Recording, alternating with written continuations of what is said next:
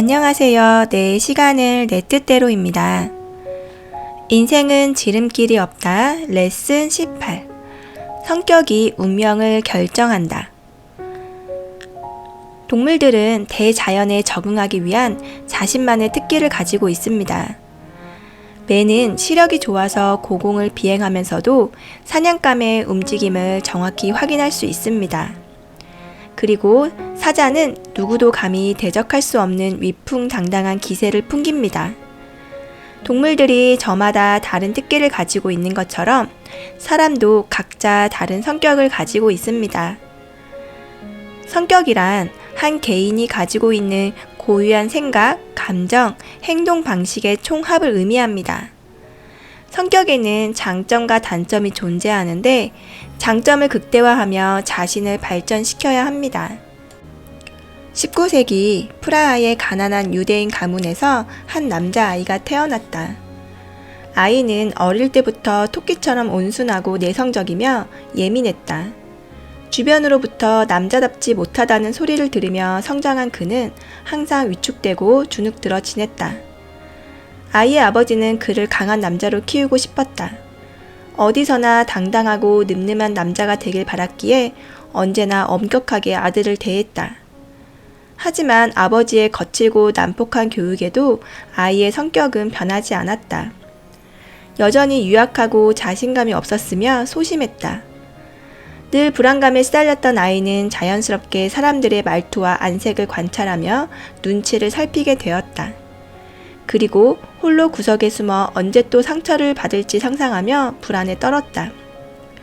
일반적으로 이런 아이는 성인이 되어도 큰 일을 이루기 어렵다.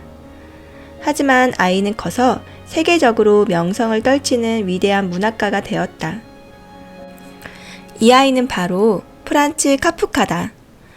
소심하고 겁 많은 남자아이는 어떻게 세계적인 문학가로 성장할 수 있었을까요? 이유는 간단합니다. 카프카는 자신의 성격에 꼭 맞는 직업을 찾아냈을 뿐입니다. 카프카는 자기만의 천국인 창작의 세계에서 자유롭게 자신의 역량을 발휘했습니다. 그는 현대 문명의 부조리한 시스템과 왜곡된 사고방식, 무너진 인성을 철저히 분석하고 파헤쳐 인생과 운명에 관한 깊은 통찰과 반성을 보여주었습니다. 카프카와 같은 사례는 아주 많습니다. 자기만의 세계에 빠져 있는 사람들은 자신에게 좀 더 집중하며 마음속에 큰 우주를 품습니다. 그리고 다른 사람들이 느끼지 못하는 것까지 느낄 수 있습니다. 그들은 외부 세계에서는 겁쟁이지만 정신 세계에서는 최고의 왕입니다. 이런 성격을 가진 사람이 군인, 정치인, 변호사가 된다면 겁쟁이가 될 테지만 정신적인 영역의 일을 선택한다면 왕이 될 수 있습니다. 그렇기에 우리는 자기 성격의 장점을 정확히 파악하고 적절한 영역에서 역량을 발휘할 수 있도록 준비하는 것이 중요합니다. 서양의 한 철학자는 성격의 중요성을 강조했습니다.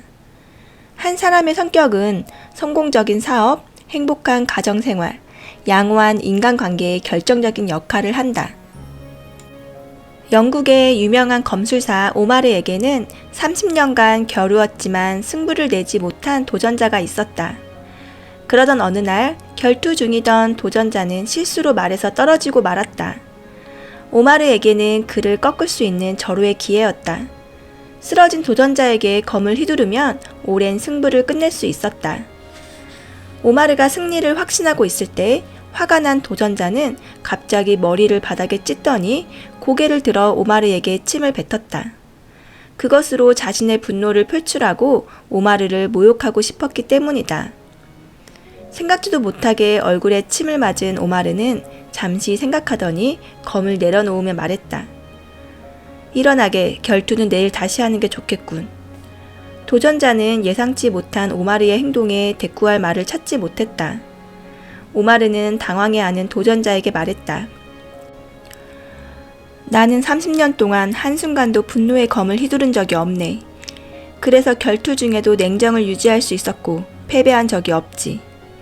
하지만 방금 자네가 뱉은 침을 맞는 순간 분노의 불길이 치솟았고 계속 결투하다가는 살인도 저지를 수 있다는 생각이 들었네. 그러면 승리하더라도 마음껏 기뻐할 수 없겠지. 그러니 내일 다시 결투하는 것이 좋겠네. 하지만 다음 날이 되어도 두 사람은 결투를 시작하지 않았다. 도전자가 분노를 다스리는 법을 배우기 위해 오마르의 제자가 되었기 때문이다. 오마르가 도전자의 침을 맞고 그의 목숨을 거두었다면 영국 역사상 최고의 검술사라는 명예를 얻지 못했을 것입니다. 오마르는 쉽게 분노하는 자신의 성격을 통제하려고 노력했고, 비록 눈앞에 승리할 절호의 기회는 놓쳤지만 30년간 으르렁대던 도전자를 친구로 만들 수 있었습니다. 신라의 용감한 장군으로 알려져 있는 고도라는 사람이 있다. 하지만 고도는 처음부터 그렇게 용감한 사람이 아니었다.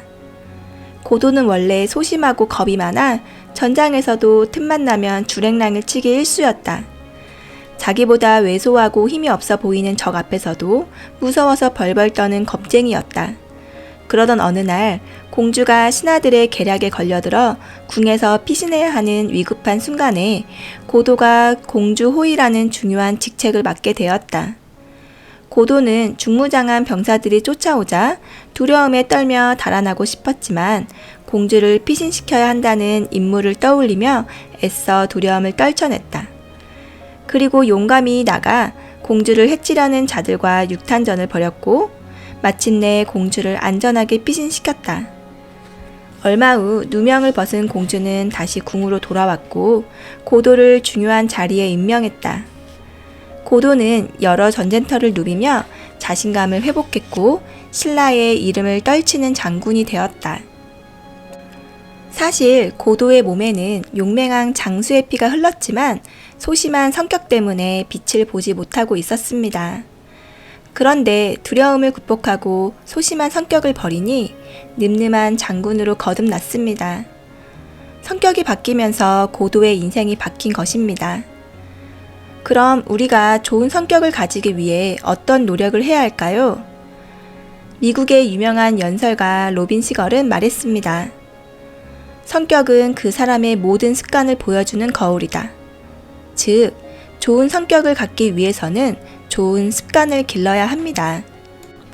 벤저민 프랭클린은 케임브리지 대학교에서 문화 석사 학위를 취득했다.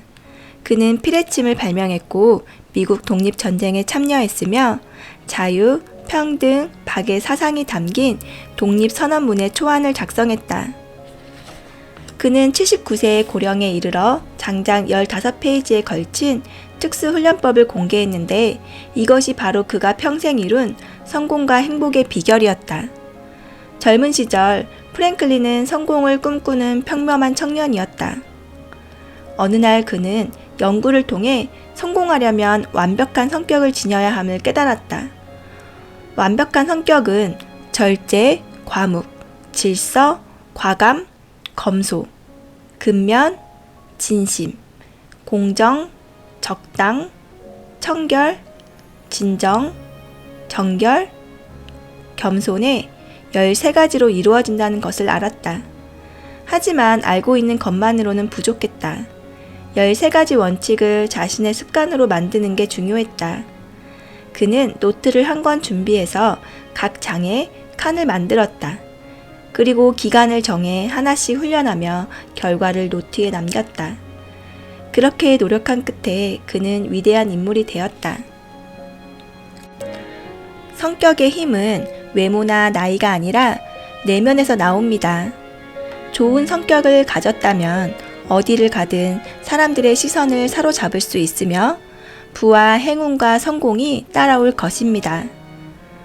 성격은 선천적으로 타고난 것도 있지만 후천적 노력으로도 충분히 바꿀 수 있습니다. 지금부터 조금씩 자신의 성격적 결함을 떨쳐내고 새로운 성격을 훈련해 보면 아름다운 인생이 눈앞에 펼쳐질 것입니다. 오늘의 마무리 글 읽어드리겠습니다. 단점이 없는 사람은 없다. 성공한 사람은 장점을 확대하고 단점을 축소시키지만 실패한 사람은 단점으로 말미암아 인생을 망친다. 스티븐 제일 굴드. 감사합니다. 내 시간을 내 뜻대로였습니다.